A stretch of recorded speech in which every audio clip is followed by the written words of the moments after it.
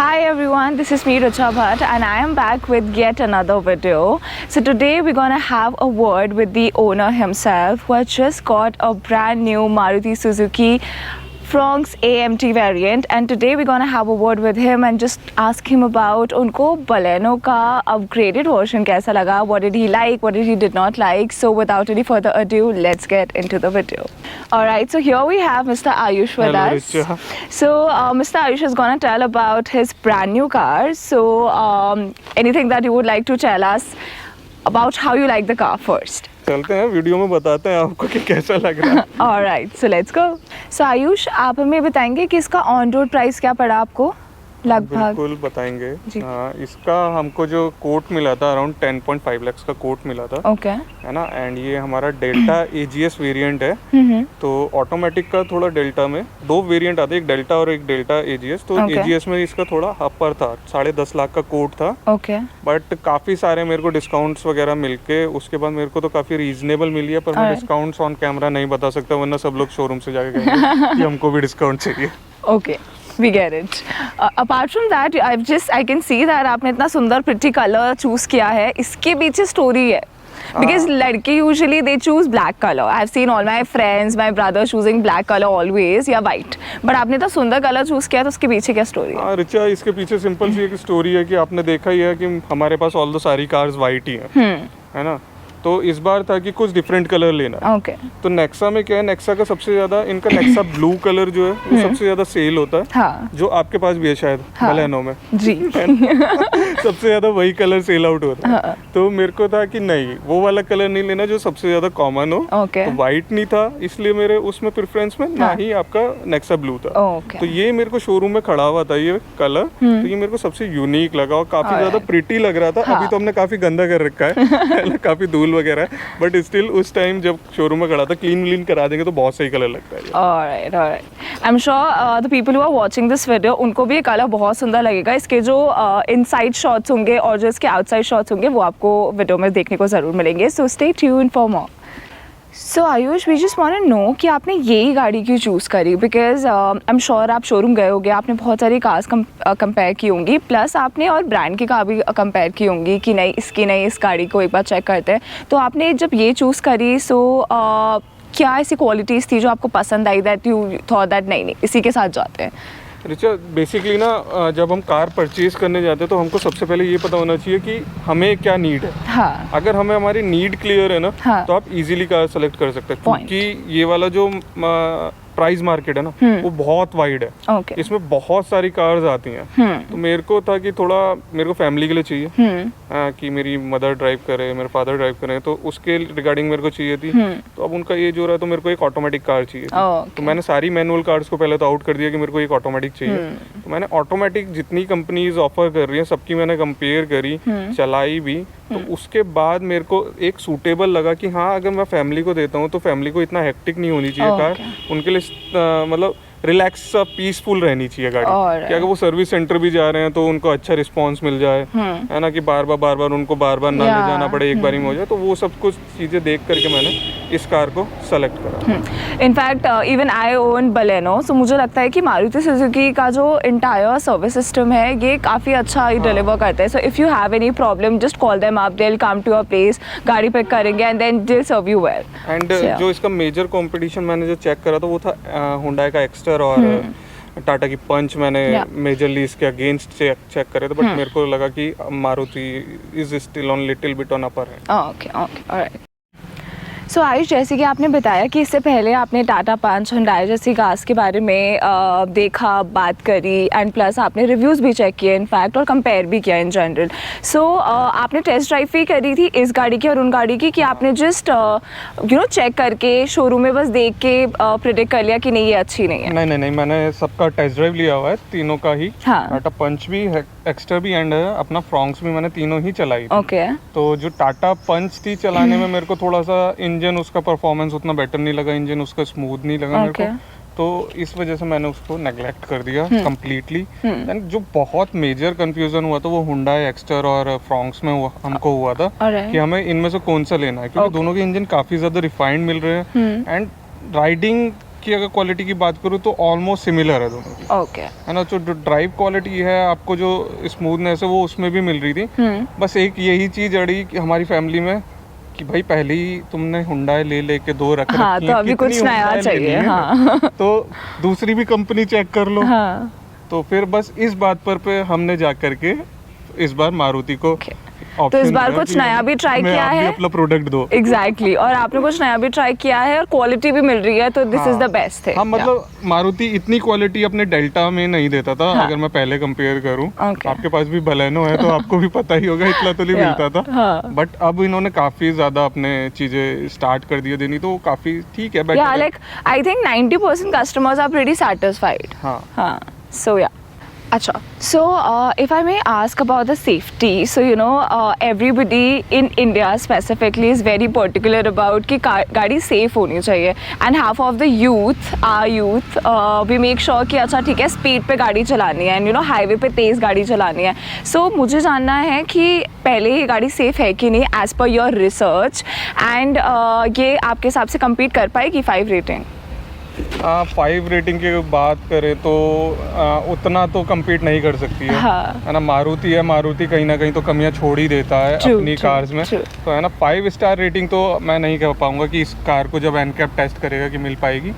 But एक चीज़ है कि हाँ, पहले के मुकाबले इसकी बिल्ड क्वालिटी बेटर हुई है। True, I will agree. Material काफ़ी अच्छा है। इन्होंने पहले के, अगर जैसे कहते हैं मतलब कहते क्या है, आप साइड से देखोगे तो आपको बलेनो ही दिखती है ये, हाँ। है ना। तो बलेनो को ही अगर देखें तो उसी पे ही इन लोगों ने वर्क ऑन करके फ्रॉन्क्स बनाई है। तो उसके हिसाब से अगर मैं कहूँ तो काफ़ी ज़्यादा अच्छी बिल्ट दी है हमको, हाँ, मारुति इस बजट में काफी अच्छा बिल्ड दिया है, दैट वी कैन से। जैसे 5 स्टार रेटिंग भी आती है, जैसे टाटा पंच है, 5 स्टार रेटेड कार है, बट 5 स्टार रेटिंग आपको मिल रही है 60 की स्पीड पे, नॉट ऑन 70, 80, 90, 100, 110।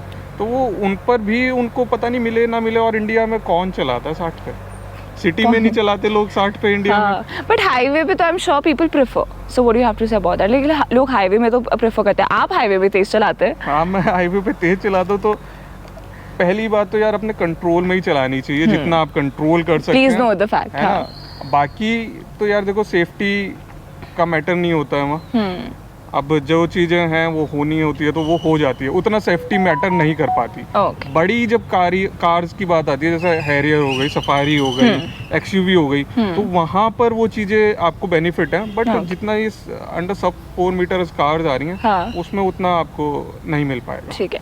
वेल, मुझे लगता है बहुत सारी यूट्यूब वीडियोस बनती है जहाँ पे पीपल दे टेल अबाउट कि उनको गाड़ी में क्या पसंद आया क्या नहीं आया, और वो नहीं पे बहुत कम बात करते हैं। बट यहाँ पर आयुष जी आपको एक्चुअल फैक्ट्स बताते हैं, जहाँ पे इफ़ अगर गाड़ी की सेफ्टी नहीं है, he will tell you the clear fact कि नहीं है भाई। सो इफ़ यू वांट कि अगर 3% आपको सेफ्टी चाहिए, उसमें एवरेज भी चाहिए, लुक भी चाहिए, then go and buy the car. अगर आपको लगता है कि नहीं, प्रॉपर 5% की 5 स्टार रेटिंग चाहिए सेफ्टी पे, then you go and take this car. So आपको इस वीडियो पे और इनके चैनल पे सिर्फ और सिर्फ फैक्ट्स मिलते हैं। So Ayush, can you tell us more about कि आपको गाड़ी चलाते हुए ड्राइविंग पे आप बैठे हुए हैं ड्राइविंग सीट पे, तो आपको कैसा लग रहा है? इज इट स्मूथ, और बम्पर पे कैसी चल रही है?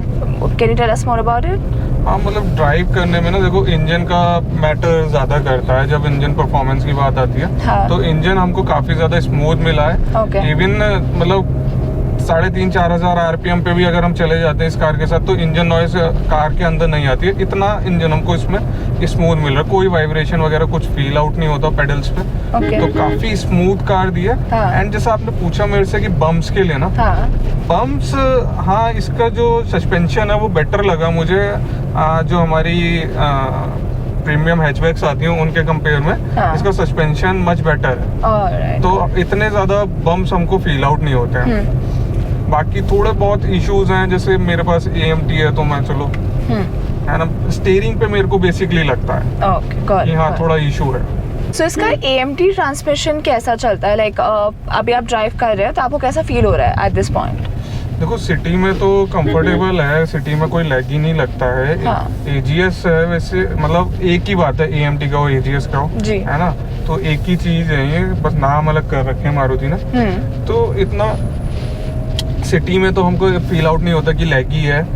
बट जब हम पावर चाहिए होता है तो वहाँ पर थोड़ा सा लैगी लगता है कि हाँ ये माइन्यूट सा सेकंड लेता है, गियर को डाउन करता है, देन एक्सीलरेट होता है, तो उसमें आपको थोड़ा सा फील आउट होगा।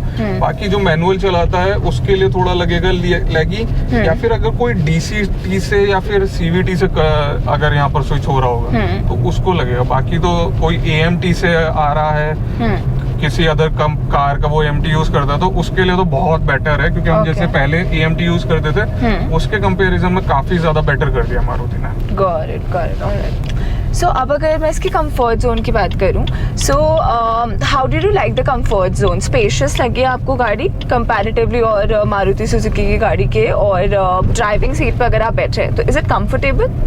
ड्राइविंग सीट काफी ज्यादा कंफर्टेबल है, क्योंकि जो साइड होल्डिंग्स है वो काफी अच्छी हैं। हाँ। आपको मतलब सीट ना पूरा जकड़ लेती है, मतलब थाई पे भी अच्छा सपोर्ट मिल रहा है आपको, साइड में भी अच्छा सपोर्ट मिल जाता है, तो सीट काफी ज्यादा कंफर्टेबल है। अगर मैं कहूँ सिंगल रन में मेरे को अगर ये 1000 भी चलानी हो तो मैं चला लूंगा, मेरे को दिक्कत नहीं आएगी।